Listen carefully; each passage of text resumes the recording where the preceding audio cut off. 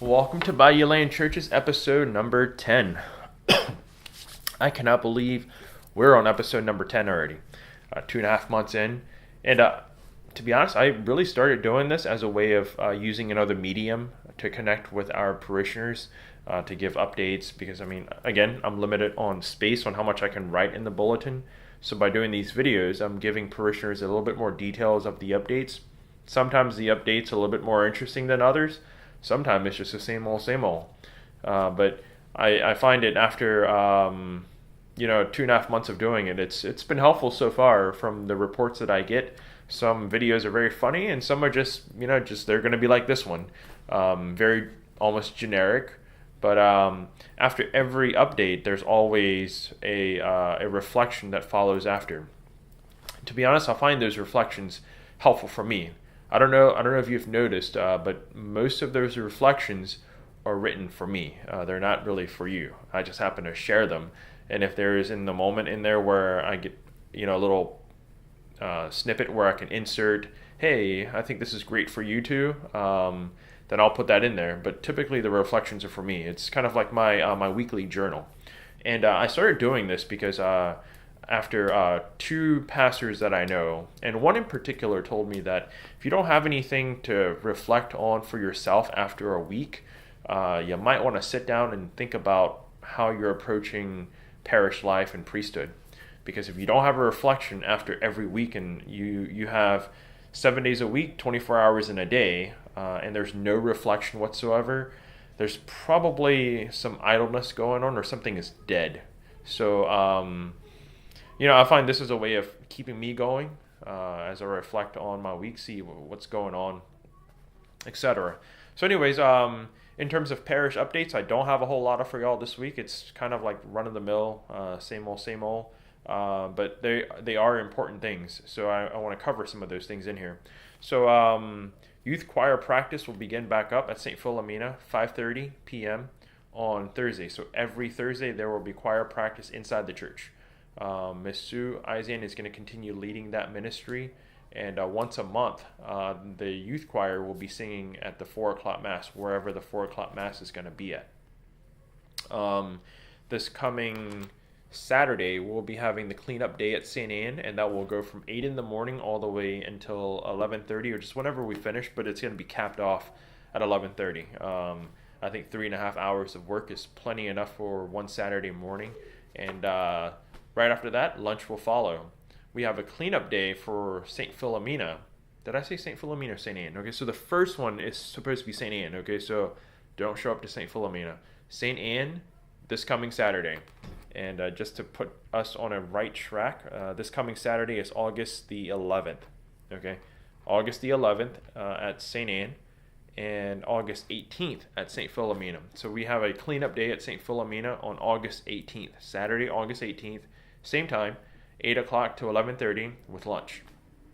And just a word, if you can't make it to your own parish, I would highly encourage that you can help out at one of the other two parishes, whether it be at, so for instance, if we're having a cleanup day at St. Anne and you're St. Philomena or Assumption parishioners and you can't make it to one of those days with the cleanup, I encourage you to go to the one at St. Anne's, and vice versa with the other two parishes. Because remember, if I myself having to keep up all of those parishes, I'm inviting you to help me keep up those parishes. And again, any one of those parishes are also your parish. I've mentioned this in a video a couple of episodes back, whenever it was, that we're no longer just one parish or two parish. We are a 3-parish cluster, and you belong to all 3 parishes. Okay? So the cleanup day at St. Philomena, here are some of the things that I need to take care of. So I call it the zero-turn shed because we store our zero-turn in there. But that shed is a good 20 feet by... 20 feet is a little long. 25 feet in length. In width, it's about 12 feet in width, if I remember correctly. It's just approximation. So it's 25 feet in length and 12 12 feet in width, and it is filled up with junk right now that I need just tossed out. And if you don't toss it out, I'm gonna find a way to toss it out because we're not gonna use it. Some of those things in there are basically trash. So I really need some help on that. But if not, if no one's gonna come help, I mean, I'm gonna slowly do it. It'll take some time, but at some point, that shed is gonna get cleaned out one way or another.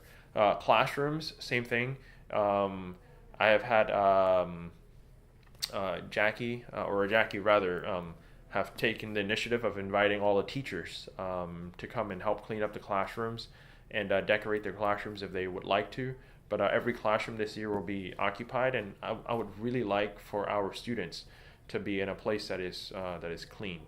And since we don't have a housekeeper over at the school, it'll be helpful to have someone, volunteers, to come help clean up. So if you're one of the teachers, it'll be very helpful to me and the students if you can spare a couple of hours of your morning on Saturday, the 18th, to come help clean up.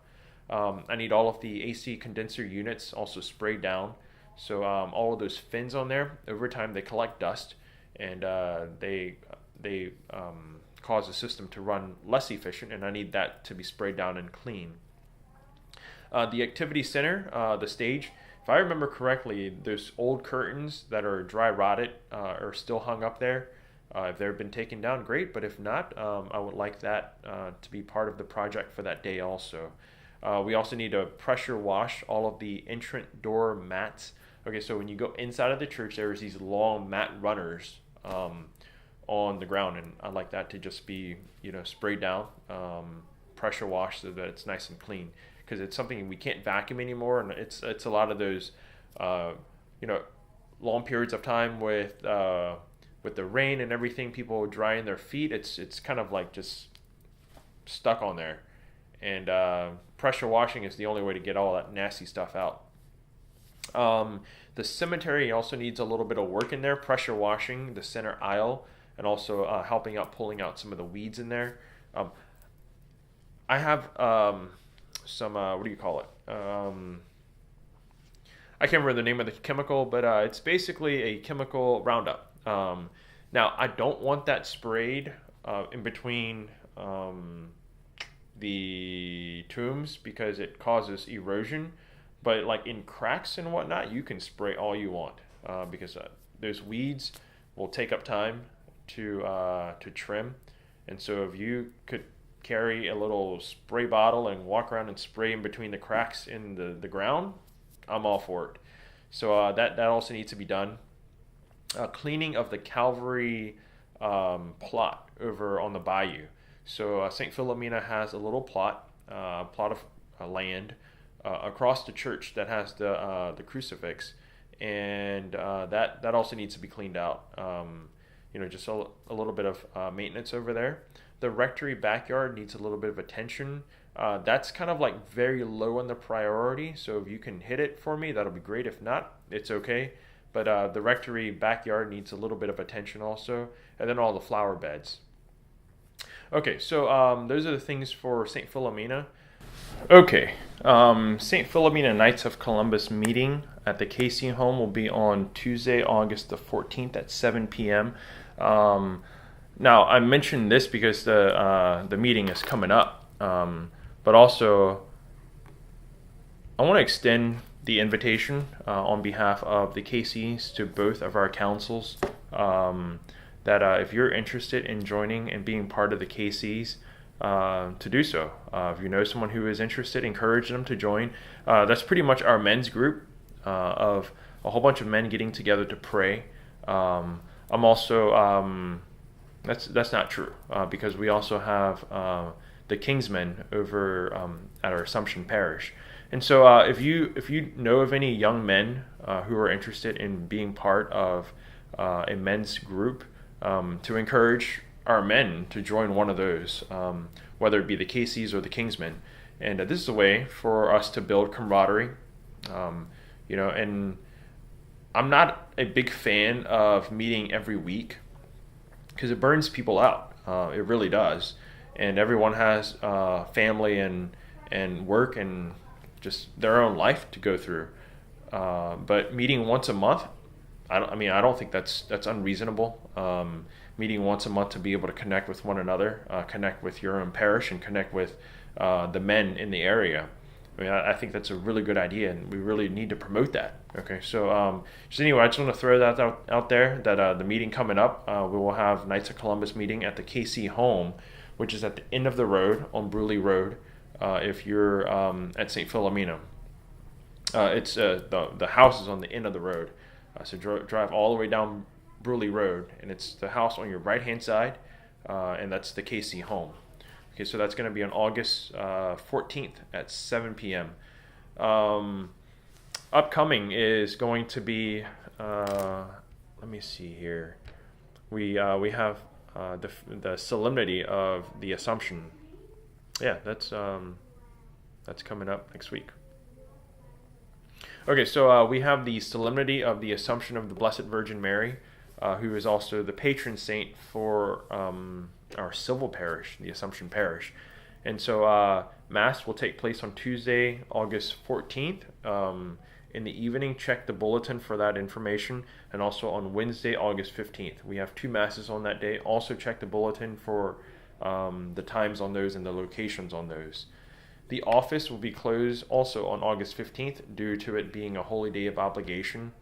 My encouragement to you is if you can make some time, please do so. Holy Day of Obligation is obviously not an option. It's an obligation, just as if it was a Sunday Mass. And we really need to attend to that kind of stuff. If you legitimately have work or something that trumps the Mass, then, if you got to go to work, you got to go to work. But don't go to work just for the sake of going to work. This is one of those things that you cannot get off of work for. The Catechism clearly teaches that on a holy day of obligation and also on solemnities, which is every Sunday, if those days are set aside for resting and worship. And so if you're not doing one of those 2 things, revisit your life again. But again, if you legitimately have work, then that's excusable. But then again, we have the Masses all throughout the whole area. There shouldn't be any reason why you can't find Mass. Is the bottom line that I'm trying to communicate. So anywhere that you go, there's Mass everywhere. So again, I'm inviting you to do your best to make it to one of the to one of the Masses on the Feast of the Assumption. Okay, there are 2 more things. The first is please continue praying for all of our students as they return back to school. Our schedule is going to get busier, not only church schedule, but also on a parish schedule, but also family schedule. Just because schools is in session, the kids are busy with sports, with academics, etc. You fill it in there, they're busy with it. And they need to be prayed for. We need to be prayed for, and we also need to keep each other in prayer to support our kids and to support their families. So if you will, spend a little time to offer all of our kids and all of their families that this upcoming year will be a very successful school year. And I want to close with this reflection. So as many of you know, I've mentioned last week that I was out on a retreat called Marian Days. I'll add some of those pictures in there because we, as priests, when we're celebrating Mass, they specifically had requested us not to take pictures. But outside of that, we were able to take pictures all we wanted. So this year's theme was Near the Cross of Jesus Stood His Mother. Near the cross of Jesus stood His mother. So if you're if you're familiar with Scripture, that theme comes directly out of the Gospel of St. John, chapter 19, verse 25. And one of the things that all of the bishops who celebrated Mass for us, now the people who go on to this conference reaches close to 80, 90,000 people, and they're all Vietnamese from all around the United States, actually all around the world for this. And the whole story came about when, so this site is actually a site that belongs to a religious order, the Congregation of the Mother of the Redeemer. Okay, so basically it's a group of priests and brothers who run this religious order. And during the Vietnam War, back in the 60s and 70s, what happened was that their founder, obviously who is now deceased, their founder didn't want his order to die out. Told his brother priests, brothers, I want you to take our community and go to a different country. And the country I want you to go to is Australia. I don't want you going to America because America is a godless country. So anyways, his brother priests, heeded that command. And so they got on the ship, and somehow, I don't know, for whatever reason, they got lost out in the middle of the ocean. And they ended up, you guessed it, in America. So they landed in America, and there was in Missouri, there was a piece of land along with a couple of buildings that used to be a monastery that people couldn't keep it up with, and they had to get rid of it. And so here was this group of priests and religious brothers who were looking for a place. And so this community of people who were dying out, they said to the priest that, hey, we're giving you this piece of land. But when they went to go do the paperwork, they were told that we have to put down a monetary value. Like, we can't just say donate it. And so they put down $1. And so the brothers bought that piece of land and all the property for $1.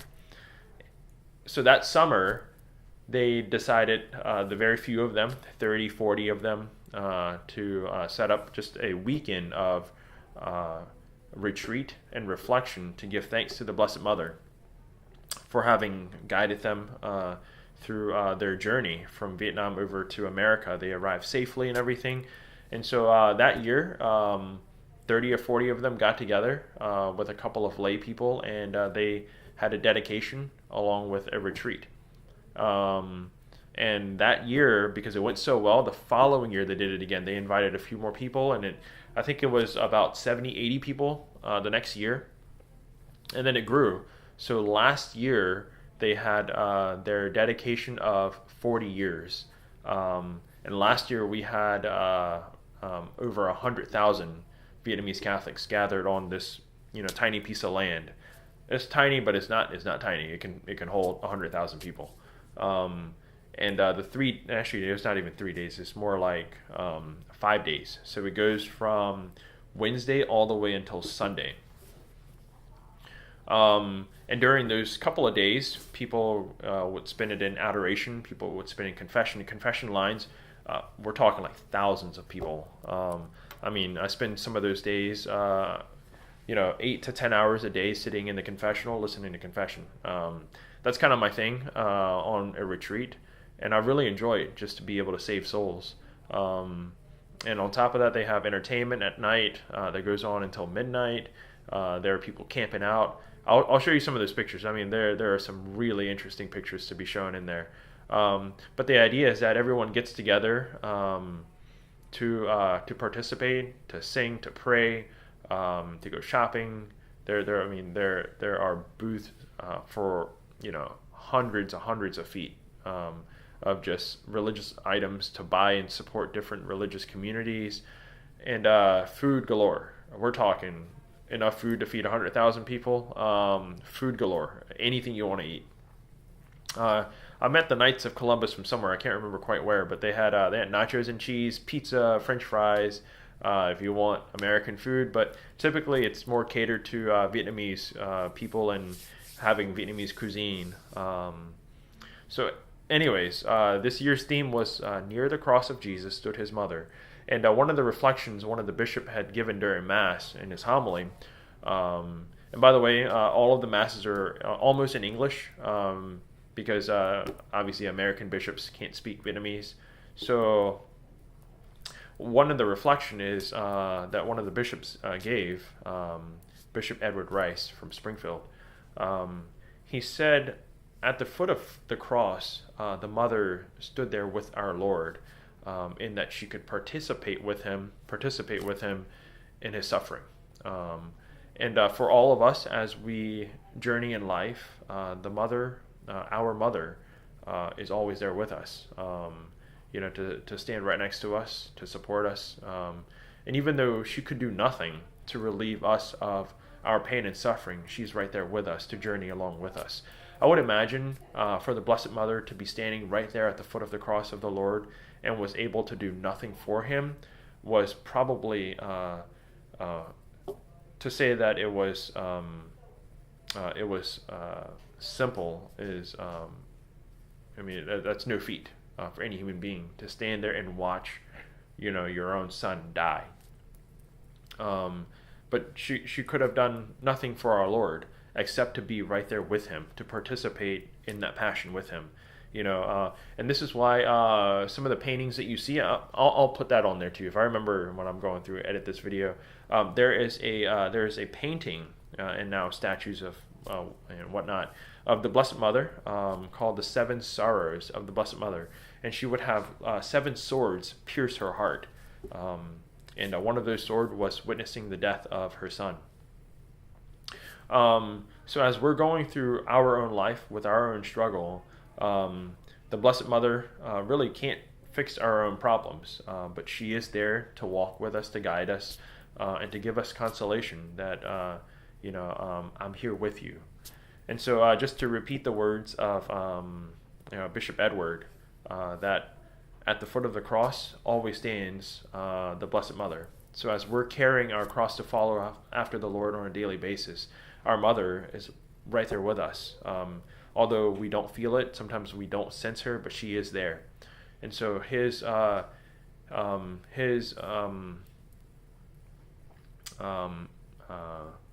call for us is to always trust in her, that she is there to support us whenever we need her. And so anyways, as I'm coming back from this trip, it's been a wonderful 3 days. So I left Thursday. I left Wednesday night. So I was gone Thursday, Friday, and Saturday. Saturday afternoon we came back. It's a 10-hour trip from Baton Rouge all the way to Carthage, Missouri, and then I was here for part of Sunday, and resting up and just getting started back with the office again. So anyways, I will see you in the next episode. May the Lord continue to bless you and your family and your children as they start up school again. And we'll see you. Have a good one.